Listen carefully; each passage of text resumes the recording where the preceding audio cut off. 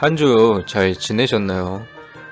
제목에서 미리 보아 아시겠지만 오늘은 지지를 세 가지로 구분한 삼행, 사정, 사고 글자 중에 삼행 글자를 공부하는 시간을 가져볼까 합니다. 생지 글자를 삼행이라 이야기하며 삼행 글자는 인, 사, 신, 해 글자를 이야기합니다.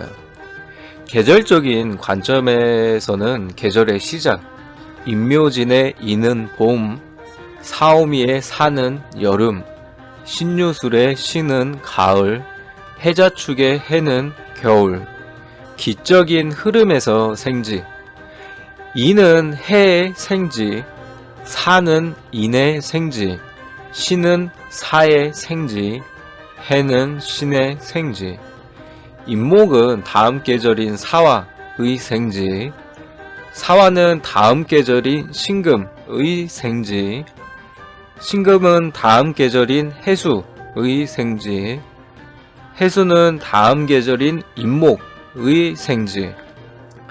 이처럼 해수는 임목이라는 미래 상황을 준비하고 있다 볼 수 있습니다. 따라서 생기가 있는 것이고 현재에 머물러 있지 않고 미래를 위해 분주히 움직이는 모습을 갖추게 됩니다. 이런 모습을 흔히 역마라고 부릅니다. 이처럼 삼행의 글자가 사주팔자에 있으면 어떠한 특징으로 드러날까요?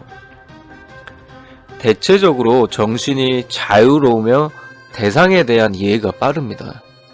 하지만 정신이 자유로운 만큼 반복적이나 구속적인 일들을 싫어하고 이해가 빠른 만큼 실증도 쉽게 느낍니다. 변화가 많거나 창조적인 일에 흥미를 느끼며 정신적 성취감을 느낍니다. 의사 전달 또한 빠르기 때문에 자신의 생각이나 행동에 제약이 심하면 반발하거나 귀를 닫고 상종을 안 하며 마음속에 자신과 맞지 않는 사람에게 극단적인 심리 상황을 연출하여 보이기도 합니다. 이러한 삼행의 글자는 이사를 잘 가거나 집안의 환경 등등 수시로 변화가 생깁니다. 하다못해 집안의 물건이나 가구 등등 집의 구조적 배치도 재설정하기도 하고요. 호기심 또한 가득하기에 한 가지에 집중적인 모습도 보이지만 더 이상 새로운 자극이나 궁금증이 없다면 별다른 이유 없이 관심사를 다른 곳으로 두기 마련입니다. 사회생활에서도 어느 정도 만족할 위치에 오르고 자극이 없다면 직장을 옮기는 경우나 관두는 경우도 많습니다. 이처럼 사주팔자에 삼행의 글자가 많다면 많다는 기준은 2개 이상을 이야기하는 겁니다. 항시 변화를 이상하며 자유로운 삶을 원해야 합니다.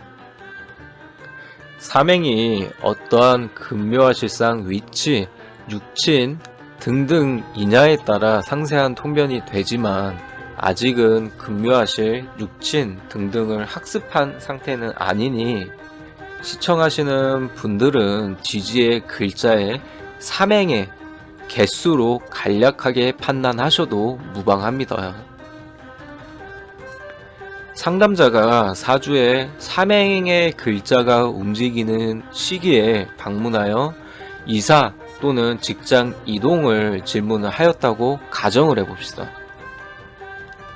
삼행은 역마지라 하여 자주 또 돌아다니고 멀리 떠난다고 생각들 하시겠지만 평상시에 변화가 많고 계절의 시작이기에 폭발적인 사정의 글자와 예견되지 않는 사고의 글자에 비해 근거리 이사와 근거리 직장 이동이 생깁니다. 작지만 잦은 변화, 좀 더 심오하게 들어가자면 역마의 한자에 그 뜻이 들어 있습니다. 간략하게 설명하자면 역마의 역은 정거장, 연락이 부절하다. 왕래가 잦아 연락이 끊이지 아니하다. 즉 정착지가 없이 떠돌아다니지 않고 정착지가 있는 곳 안에서 떠돌아다니며 연락이 끊이지 않는 수준의 잦은 이동을 합니다. 하며 멀리 떠나지 아니하고 근거리 이동 또는 작은 변화가 삼행의 글자라는 겁니다.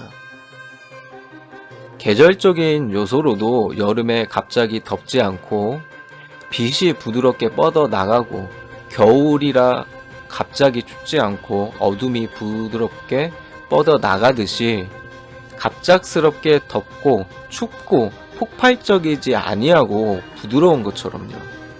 그러기에 멀지 않는 근처로 이사하고 직장 이동이 생깁니다.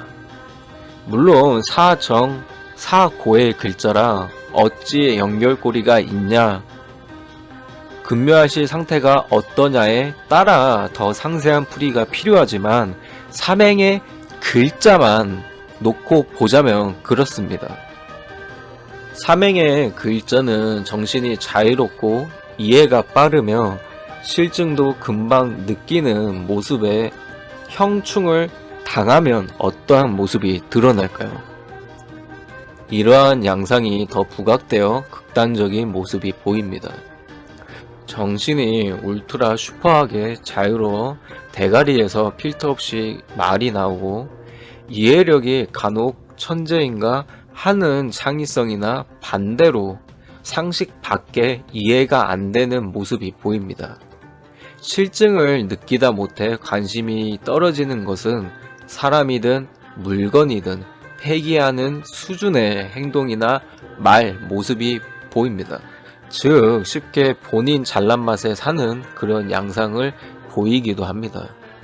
앞서 설명한 것들이 쉽게 한다 하였지만 여러분들을 위해 간략하게 설명드리겠습니다. 기본적인 삼행의 특징, 계절의 시작 글자라 순수하다, 사고방식이나 생각이 자유분방하다, 이해가 빠르고 실증 또한 빨리 느낀다, 반복적인 삶보다 자유롭고 싶어하고 변화를 꿈꾼다, 세련돼서 다가오기 쉬워 친해지긴 쉬우나 오래되고 깊은 친구가 없다. 엄살이 심해 조금만 아파도 큰 병 걸린 것 마냥 병원 가고 약 먹고 하니 큰 병에 잘 안 걸린다. 가볍다 하면 해당되는 사람이 아니다, 나는 안 가볍다 라고 이야기하면서 믿지 못하는 눈초리로 보면서 귀를 닫을 게 뻔히 보이니 사람 자체가 어렵지 않아 누구나 쉽게 잘 어울리고 친구가 됩니다.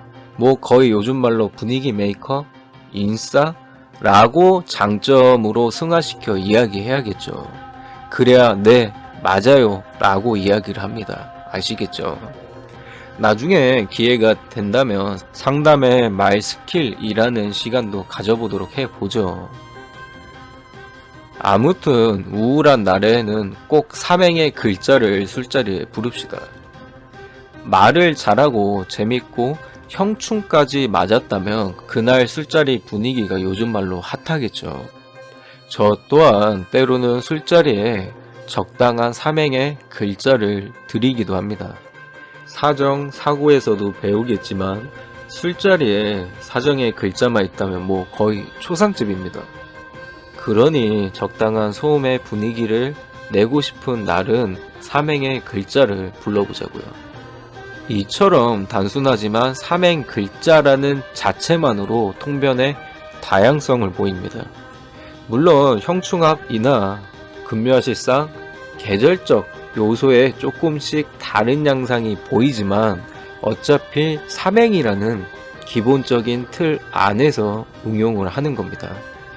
기본적인 삼행 글자에 대해 숙지만 하여 어느 정도 수준에 도달을 하면 원곡을 캐치한 후 삼행 글자 하나로 응용하여 수만 가지의 상황과 통변성을 만들어낼 수가 있습니다. 다음 시간에는 사정의 글자로 찾아뵙겠습니다. 수고하셨습니다.